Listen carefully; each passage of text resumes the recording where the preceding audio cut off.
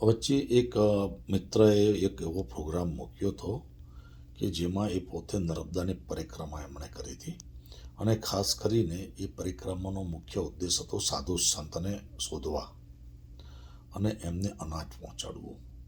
અને એ પોતાની પર્સનલ ગાડી લઈને ફરતા હતા, ફોર વ્હીલર.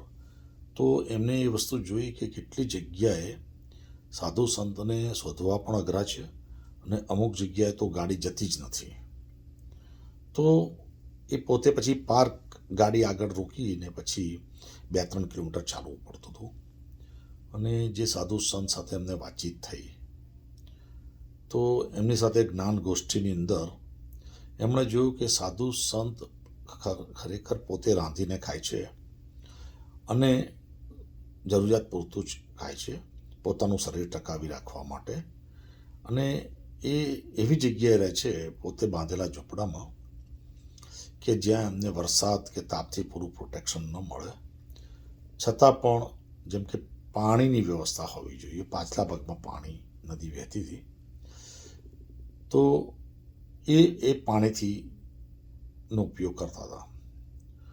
હવે જો આ સાધુ સંતનું કોઈ પણ કનેક્શન દુનિયા જોડે ના હોય, તો ક્યાં તો એમને પ્રાણી મારીને ખાઈ જાય, ક્યાં તો એ માદા પડીને મરી જાય, ક્યાં તો એ ભૂખથી ટળવળીને મરી જાય.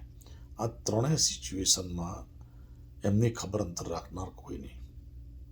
અને એ જે સાધુત્વનો ખરો અર્થ એવો કે એટલા બધા એકાંતમાં જતું રહેવું કે દૂર દૂર સાધુઓ એકબીજાના કનેક્શનમાં પણ નહીં. એ અમુક જગ્યાએ જાણે કે ચાલીને જઈશ તો આ આશ્રમે પહોંચી શકાશે, પણ બને ત્યાં સુધી એ લોકો પોતાની જગ્યા છોડતા જ નહોતા. અને સંસારિક વૈરાગ્ય કહેવાય ને, બહુ જ અઘરી વસ્તુ છે. અને મુખ્ય જે પ્રશ્ન છે કે આ સાધુ સંતોને અનાજ પહોંચાડવું કઈ રીતે અને એમને શોધવા કઈ રીતે, આ બહુ અઘરી વસ્તુ છે. તો આ પ્રોગ્રામનું મુખ્ય કારણ એ કે જ્યારે પણ તમને તક મળે તો હિન્દુ ધર્મને ટકાવી રાખવા માટે, દરેક ધર્મમાં પોતે દરેક ધર્મને હું તો માન આપું છું, પણ મારો કહેવાનો ભાવાર્થ એટલો જ છે કે દરેક ધર્મમાં ધર્મગુરુ હોય, તેવી રીતે આ સાધુ સંત પણ હિન્દુ ધર્મને પ્રતિક રૂપ છે. તો એ ટકી રહે એ પણ આપણા હિન્દુ ધર્મ માટે જરૂરી છે.